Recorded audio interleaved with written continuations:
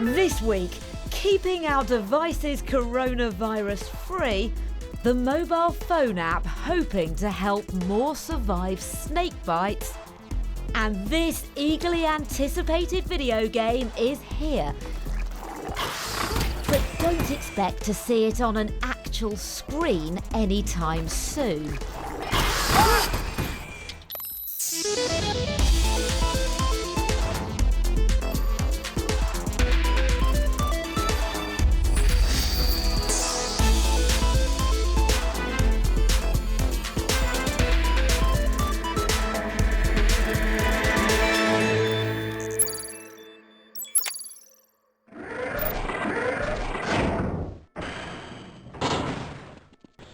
In 1998, the release of first-person shooter HalfLife sent a seismic shock across the world of video games. It featured cinematic storytelling, taut action sequences, and some of the creepiest bad guys ever to grace a video game. Well, let's just say your hour has come again. I remember when Half-Life came out. November 1998, a massive moment in PC gaming. Before then, it had been Doom that had defined shooter games. Half-Life reset the bar. A sequel followed in 2004. Fans patiently awaited new Half-Life content, but its makers, a company called Valve, went very quiet on the Half-Life front. Until now, that is. Mark Chislak has been to Valve's headquarters in the US, where he's got his hands on their latest addition to the franchise, a game which has surprised many by embracing virtual reality. Bellevue, Washington is home to Valve Software, an award-winning games development company. It has plans to reinvigorate virtual reality with Half-Life's help. A title which changed games forever. Hey, Mr. Freeman. I had a bunch of messages for you, but we had a system crash about... The first Half-Life I played was probably the second one, before going back to the first one. But both of them start on a train journey going in, and you're being introduced to the world as the train does. As you enter the game, you're seeing everything that's going on in the world, and you're slowly being immersed in it. I played the first Half-Life not long after it came out. Current topside temperature is 93 degrees. There's something about having glimpses of set pieces that you never fully get up close to in games that somehow just accelerates the world building by 1,000%. Like the knowledge that you may not have even seen it, I think is brilliant. Sector C test labs and controls. Like the idea that on a second playthrough or a third, you can see something you didn't see the first time around. And even then, it's like just by chance, it was going on outside a window, and if you'd looked to the right, you'd have seen a different set piece. Morning, Mr. Freeman. Looks like you're running late. Everyone has been so excited by the idea of a new Half-Life game for years. You know, the first one gave us such a new cinematic way of experiencing a game. The second one, it handed us the gravity gun. We had much more puzzling. We had much more storytelling. My God, we made it. And it's almost become a kind of joke over the last 13 years of Half-Life 3 announced, because Valve has always kind of teased that something would come. There was lots of rumours, everyone wanted something new, but now finally being told that we've got something in that universe, it's a whole new full-length story, people are really, really excited. Set before the events of Half-Life 2, the player assumes the role of Alex Vance, a resistance fighter struggling to rescue her scientist father in City 17, the centre of an extra-dimensional invasion of the Earth. All this is my fault. There's been a lot of hype and high hopes around the rebirth of virtual reality. VR headsets have arrived from a variety of different companies, but in recent years, interest in the technology has waned. Virtual reality, it seems, is lacking a killer app. That, however, could be about to change. It's probably fair to say that a new Half-Life game will be one of the most keenly anticipated titles of the last decade. But is making it a virtual reality only title a way of shifting VR headsets? I mean, this is a way to sell VR headsets. The minute you put a Half-Life game on VR, it's going to make people buy something or potentially look into buying something that they hadn't had before. But it's not just available on Valve's headset, it is available everywhere. So what this will do is potentially reinvigorate and kickstart everyone's interest in the entire VR space. One of our goals here was to hopefully show a bunch of people who have looked at VR and thought it looks interesting, but not yet hasn't convinced them yet that, oh, there's an experience over there they really want. Hopefully they will see this and say, you know what, actually I will go check that out. This is the moment that I have been waiting for. It's been 16 years since Half-Life 2 was released and 13 years since we've had any new Half-Life content. Right now, I'm going to try out the latest game in the series in virtual reality.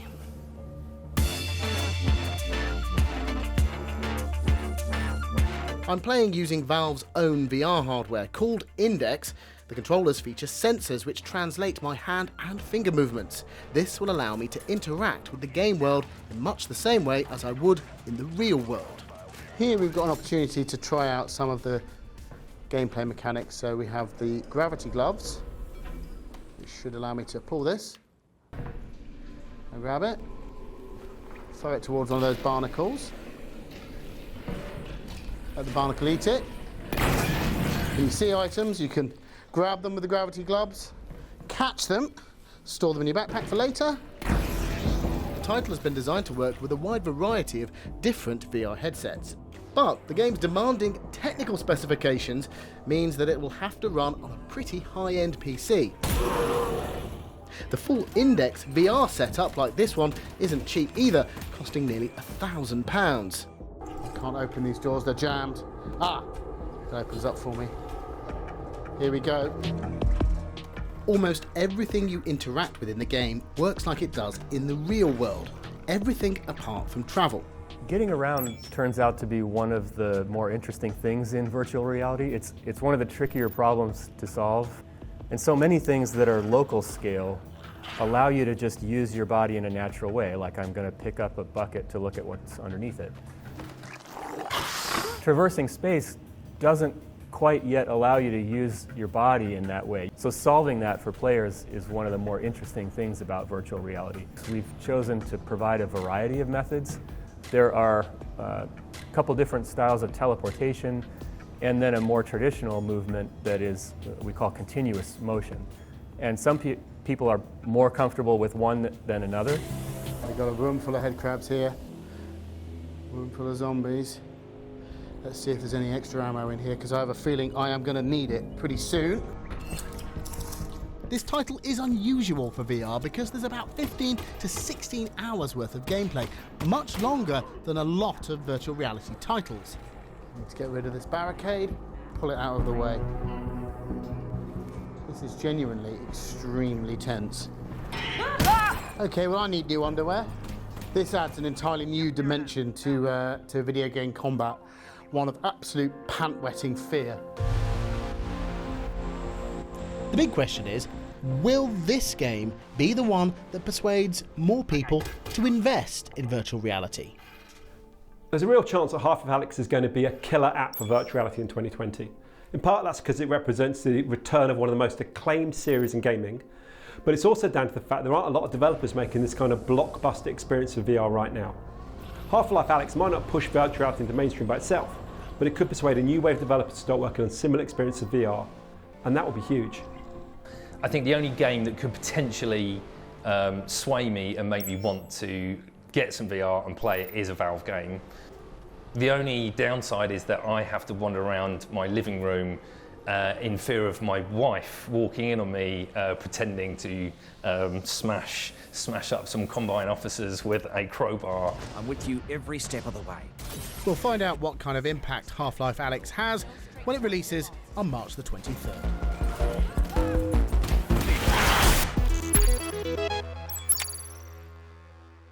Hello and welcome to the Week in Tech.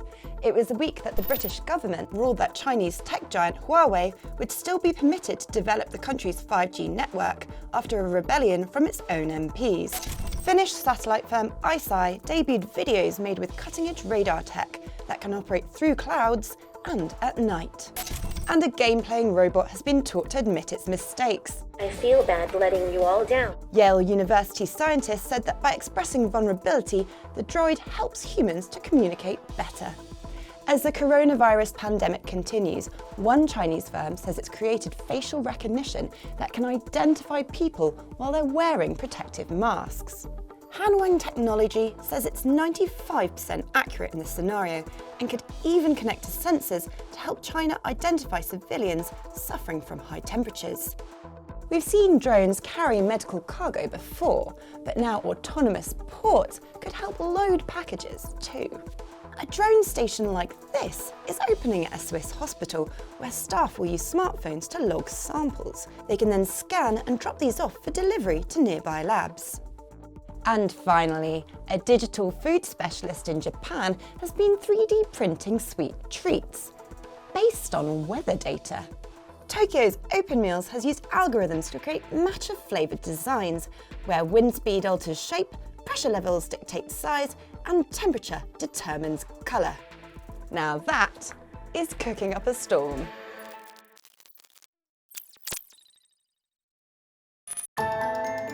We're all being told that the best way to combat the coronavirus is by washing our hands thoroughly with soap and water. But when we can't get to a basin, many of us are also using alcohol-based hand sanitizer. So much so that supplies have been running low. One company we met in Taiwan last year hopes to have found the solution. This is the EleClean, a device that's claimed to create your own disinfectant. The first step is we just add water into our electroreactor, and then the water structure will turn into the hydrogen peroxide. And the hydrogen peroxide is a kind of oxidant, so they can damage the structure of virus and bacteria easily. Hopefully that'll do the trick. The company does expect that this protects against the coronavirus. The issue is they have actually sold out of them. But it's not just about keeping our hands clean. How about our devices? This week, Apple issued new advice about how to keep our phones clean. But I would suggest that you don't do anything until you've heard what Chris Fox has to say. With the growing concern around coronavirus, I thought I'd be better safe than sorry and smothered my phone with antiviral gel. But it turns out that some hand gels and sanitizers can actually damage the oleophobic oil-repelling layer of your phone screen that's supposed to keep fingerprints off. So check this out. If I put my phone next to one that has the layer intact, you can see that this one looks like I've been eating pizza off it. It's covered in fingerprints and oil. This one does have some fingerprints on it still, but not nearly as many. And now if I wipe down this phone with a microfiber cloth, the fingerprints come off super easy. And if I try this one, some of the oil comes off. You can see it's still really smeary. And as a final test, if I pop my fingerprints on there, you can see that this one is absolutely gross and this one not nearly as dirty. So how can you clean your phone without damaging it? Well, this week I met with microbiologist Dr. Lena Sirik, and she told me how. You don't actually need to use antibacterial or antiviral products on your phone. You can just use simple soap and water. Unplug your phone, turn it off and remove the case.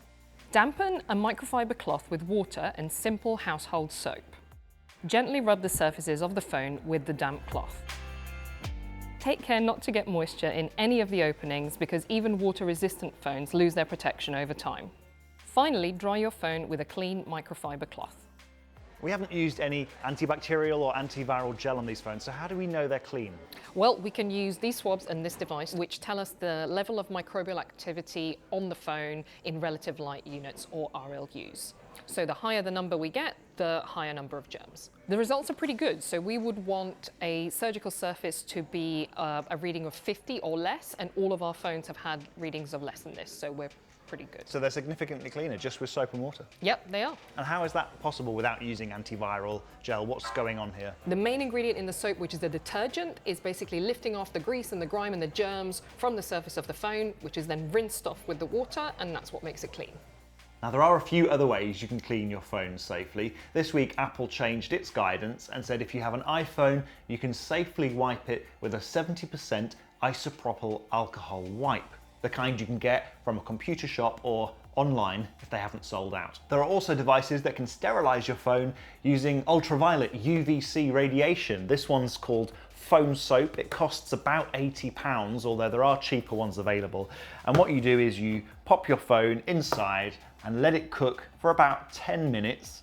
And the manufacturer says that shouldn't harm your device, but some phones or cases could be discolored over time. Finally, what can you do if, like me, you've stripped the oil-repelling coating off your phone screen? Well, there are some ways to fix it. First of all, you can get a screen replacement, although that's not going to be the cheapest option. Or you could stick on one of those glass screen protectors, which is a quick and easy way to fix the screen. Or you could try this. It's called Liquid Nano, and this wipe puts a silica dioxide coating over the display that the company says will restore the oleophobic properties for 12 months. It costs between £20 and £40, and you have to let it set on the phone for at least half an hour. So I've tried it out on the phone I ruined, and I have to say, it seems to have done a pretty good job. So that's one solution to what could have been an expensive mistake. Just remember that if you do clean your phone, as soon as you touch it, you're putting germs back on it again, and the most important advice remains to wash your hands thoroughly and frequently. That was Chris. Now, later this month, a number of globes here at the British Library, some of them over 400 years old, are going to be made available online in full 360 interactive form. Now, this isn't just a way of immortalising these fragile objects, but also making them available to the masses. The Digital Globes project will eventually see 30 of them brought to virtual life, without the risk of any grubby mitt damaging the originals. Anthony, here we have the capturing process, quite a few DSLRs. Can you talk me through the setup? So it's not actually capturing the whole globe itself, it's actually capturing elements, and the process is called photogrammetry.